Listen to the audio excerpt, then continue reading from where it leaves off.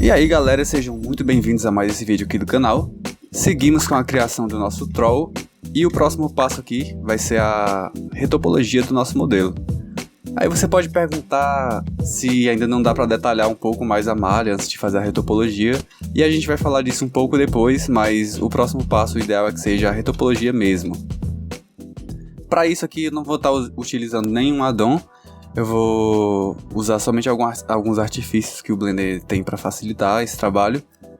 E eu vou começar clicando nesse maisinho aqui para eu criar um outro workspace, que vai ser esse normal mesmo aqui de layout. Aqui tem o meu modelo do jeito que estava no Sculpting. Eu vou aproveitar aqui e já colocar ele mais ou menos aqui como se fosse pisando na origem. Não é necessário, mas eu gosto de começar colocando aqui direitinho. Então, o que eu tenho que fazer é adicionar qualquer objeto, pode ser qualquer um dessas primitivas. Vou adicionar aqui um plane e dentro da Edit Mode vou levar ele aqui para perto da face dele, que é onde eu quero começar a retopologia. E para começar eu vou apertar aqui Alt M e dar um collapse aqui na todos os vértices, né? E aí eu tenho um vértice para começar e você já pode imaginar o que é que eu vou fazer, que é sair extrudando esse vértice e fazer a face da maneira que eu quero, né? Aí a gente selecionando aqui 4 vértices, você pode apertar F que ele cria uma face. Também posso, aqui utilizando o atalho 2, mudar para o modo de aresta, seleção de aresta, e selecionar 2 arestas e apertar F da mesma forma, que é mais rápido. E a primeira ferramenta que a gente vai utilizar aqui é o Snapping. O atalho para ela é o Shift Tab, que eu gosto muito de atalhos, mas você pode ativar ou desativar aqui clicando nesse imãzinho. E aqui você tem opções do que é que ele vai fazer no Snapping, né? Que tem o Increment, Vértice, Aresta, Face e Volume. O que a gente vai querer aqui é face, né? Que eu quero que as faces que eu vou criando aqui, elas meio que preguem aqui na minha malha High Poly que está aqui embaixo, né? Então basicamente quando eu apertar G para mover o vértice agora, já aparece aquela bolinha ali, indicando que ele está indo direto para aquela posição, né? O vértice que eu estou movendo. Então toda vez que eu mover ou extrudar um vértice, ele vai para exatamente onde meu mouse está. E aí eu posso fazer mais extrusões e eu já estou vendo aqui que ele está meio que escondendo a minha malha nova dentro da outra malha que tem mais polígonos, né? O que eu tenho que fazer aqui para eu poder ver a malha enquanto eu trabalho, aí eu venho aqui nessas opções do objeto mesmo, que é esse símbolozinho quadrado. Eu venho aqui em Viewport Display e clico em Front. Esse In Front é mais ou menos a mesma coisa do X-Ray que tinha nas versões anteriores do Blender, caso você esteja utilizando a versão anterior ainda. E aí eu consigo ver aqui direitinho a face que eu estou trabalhando. A partir dela, gente, é basicamente você seguir a mesma teoria de retopologia, que é bem simples até. Que é basicamente você criar a malha no sentido da deformação do músculo e geralmente fazendo loops ao redor de onde você quer que a malha deforme bem. Por exemplo, é bom até que você utilize imagens de referência do Google mesmo para isso. Mas basicamente vai ser ao redor dos olhos. Deixa eu escolher uma corzinha melhor aqui para anotação, para ficar mais fácil de ver. Geralmente vai ser loops ao redor dos olhos, ao redor do nariz e ao redor da boca, que são os lugares que vão geralmente deformam, né? Tirando esses da face, a gente segue o mesmo princípio para o restante do corpo, né? Por exemplo, aqui no pescoço teria um loop com certeza. Nos chifres, apesar de que eles não deformam, mas seria melhor para pegar detalhe na modelagem. E aqui ao redor dos braços também, ele podia ir seguindo aqui mais ou menos a movimentação desses músculos, né? Como eles estão acontecendo aqui. Aqui ao redor do ombro, onde vai ter uma deformação também muito boa. E seguindo aqui mais ou menos as deformações. Então é bom sempre você dar uma planejada antes de você começar a extrudar faces. Principalmente se você está iniciando agora nesse mundo de retopologia que é meio chatinho mesmo. Mas basicamente é isso que você vai ter que fazer. É um trabalho que demora, então talvez seja melhor você ligar uma música ou escutar aí o seu podcast enquanto você faz ele. E uma dica muito boa é que às vezes você está querendo trabalhar aqui num lugar aqui como o olho, por exemplo. Eu vou extrudando aqui. E às vezes eu não consigo navegar a minha viewport ao redor de onde eu quero. Então um atalho bem bacana é você selecionar alguma coisa aqui onde você está trabalhando e apertar a tecla Delete do teclado alfanumérico. Aí ele vai meio que focar aqui onde você está trabalhando e começa a girar a viewport ao redor daquele ponto. Aí fica mais fácil de você seguir trabalhando, né? Outro atalho que é indispensável é o Ctrl R, que eu gosto muito dessa função na modelagem em geral no Blender. Que é, por exemplo, aqui eu tô achando que precisa de um pouco mais de malha aqui, apesar de eu querer manter esse modelo meio que low poly, para não ficar... Afinal de contas a gente está fazendo um modelo para jogo, né? Mas aqui, caso eu queira adicionar um loop aqui, eu clico em Ctrl R, já aparece aqui essa marcação amarela. Se eu girar com a rodinha do mouse ou apertar mais no alfanumérico, ele vai aumentar aqui o número de subdivisões. Mas nesse caso eu quero só uma mesmo. Depois que eu clico a primeira vez, ele me deixa deslizar aqui. Eu posso clicar de novo para aplicar onde eu quiser, ou eu posso soltar com o botão direito que ele vai ficar onde estava mesmo, no meio. Vou fazer outro loop aqui. Continuar formando aqui esse primeiro loop do olho. Então, acabei de concluir aqui o loop do olho. E a partir dele, talvez você já fique tentado a sair fazendo extrusões para cá, para ir vendo a malha se formando e tal. Mas esse não é o recomendado quando você está fazendo retopologia. Primeiro porque isso vai acabar dando mais trabalho e tirando mais do seu tempo. E segundo porque vai ficar muito difícil de você fazer essas faces extrudando daqui, encaixar na topologia da boca, e a topologia da boca encaixar aqui no tórax dele. Vai ficando muito difícil e você vai ter bem mais trabalho. Então o ideal é que primeiro você termine todos esses loops, só eles solto na malha. E depois você vai dando o jeito de fazer aí as ligações entre eles, que vai ser bem mais fácil.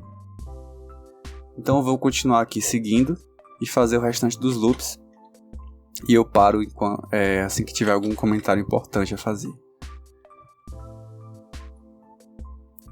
Aqui para passar para o próximo loop, eu posso pegar aqui esse vértice, por exemplo, e usar aqui o atalho Shift D para duplicar ele, né? Aí eu começo todo aquele processo de novo. Com o meu snapping ligado, vou criando extrusões aqui. Não preciso me preocupar em acertar logo de primeira a densidade de malha que eu vou querer, porque sempre posso voltar aqui depois e subdividir mais, né? Então é melhor você começar da maneira mais simples possível. E talvez já seja bom ir se preocupando com a futura ligação que vai ter com os demais loops, né?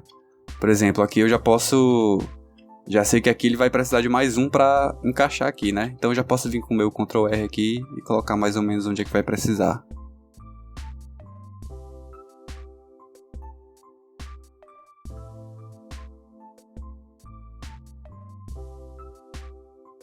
Então, gente, conforme a gente vai trabalhando aqui, dá pra ver que algumas faces não estão com o shade incorreto. Você pode ver que essa aqui tá branca, né?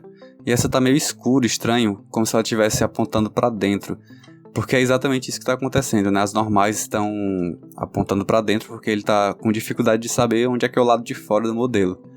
Para ajudar aí o computador, a gente pode selecionar as faces e usar o atalho Shift N, que ele vai fazer isso aqui. Make Normals Consistent. Aí ele vai recalcular a posição delas e elas ficam assim, mais corretas. Outra coisa interessante é, a partir da versão 2.8 do Blender, eu posso vir aqui na minha aba de Shading e aqui em Color eu selecionar uma cor Random. Aí ele vai aplicar cores randômicas conforme separadas por objeto, né? Então se eu tiver aqui objetos diferentes, eles vão ter cores diferentes.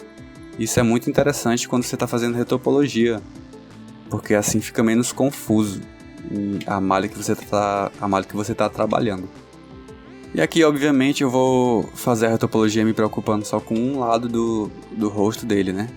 Porque depois a gente vai usar o modificador de espelho e passar tudo para o outro lado.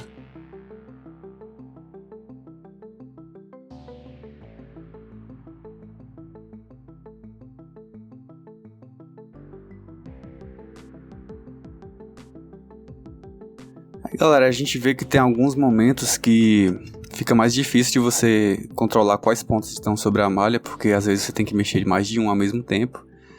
e depois você tem que sair arrastando cada um para garantir que eles vão... que vai acontecer o snapping para a malha de baixo, né? Mas tem uma maneira de facilitar isso, que é você utilizar um modificador, que é o Shrink Wrap. Você basicamente vai ativar ele na malha low poly, e com esse conta-gotas aqui eu vou clicar na minha malha high poly. Você já vê aqui o que acontece. Ele basicamente está projetando a minha malha de cima na malha que está embaixo, que é a que eu quero, né? A high poly. E eu posso clicar aqui também nesse botãozinho aqui, que ele habilita que eu veja o que está acontecendo no modificador dentro do modo de edição. Assim eu posso saber em tempo real o que está acontecendo.